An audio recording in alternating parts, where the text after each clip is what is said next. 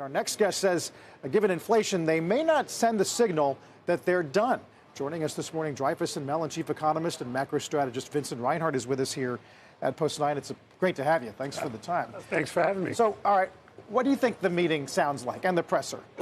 So they're in a really tough spot. They'll want to be balanced as to the next policy action because there's no presumption that they're going to raise rates again. However, the precedent is if they signal that they're balanced, market participants will read it as they're done, and that's just the way stop to cutting rates. And the problem is financial conditions aren't really that tight relative to how much the funds rate's risen. That's taking everything into account or just the rate itself? Both in prices and quantity terms. We're getting a little more, they're getting more traction on quantities just because last month we had a bank run. But in terms of risk appetites, markets are pretty receptive. And so this is a tightening in the Fed funds rate that isn't so much in financial conditions generally. Well, that's because the market's excited about the Fed cutting. Exactly. So it's this vicious cycle. Right. They're done after May, aren't they, or no? That's why you don't want to be Jay Powell next Wednesday, right? Because even if you thought you were done, you wouldn't want to send that message because people would just run with it and say, when are they going to start cutting, and by how much lower will the funds rate be by the end of the year? And I don't think, and central banks never say never to begin with, but I'm not so sure they are done.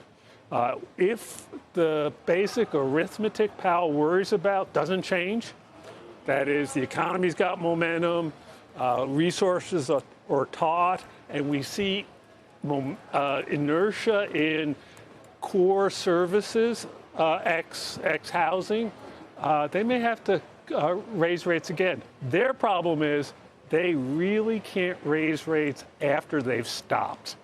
Why? The hurdle is just very high. They can do anything, right? But once you have gone a meeting without action, the barrier to acting. Bank of Canada, Australia, they paused and said they could still Can we take some lessons from what the other guys are doing around the world? You could if you've freed up your statement and we're varying it and we're seen as a little more reactive. Guess what? That's not the Federal Reserve. The Bank of Canada can do it because that's the tradition.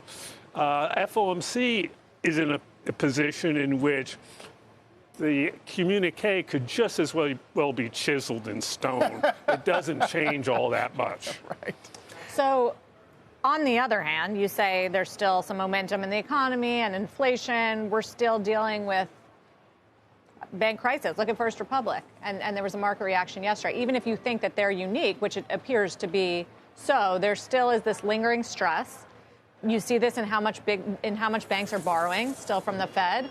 We saw the M2 data yesterday that shows liquidity is really coming out of the market. I mean, it's what the Fed wanted to see, but some forward-looking indicators that haven't filtered through into the economy yet are showing that we're headed for a downward trajectory, aren't they? Okay, so three parts to that. Number one is the Fed wants spending headed in a downward trajectory because that's what it takes to take off pressures on resources and make progress on inflation. Number two, if you want to slow aggregate demand, you got to tighten financial conditions. You got to crimp credit. That means shrinking balance sheets. Traditionally, the monetary transmission mechanism works through banks. It's going to be shrinking, so that part can't be a surprise.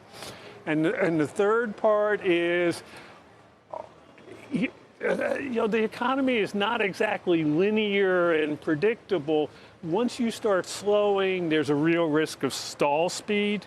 And so you got to accept an elevated probability of recession if your goal is to slow spending a bit.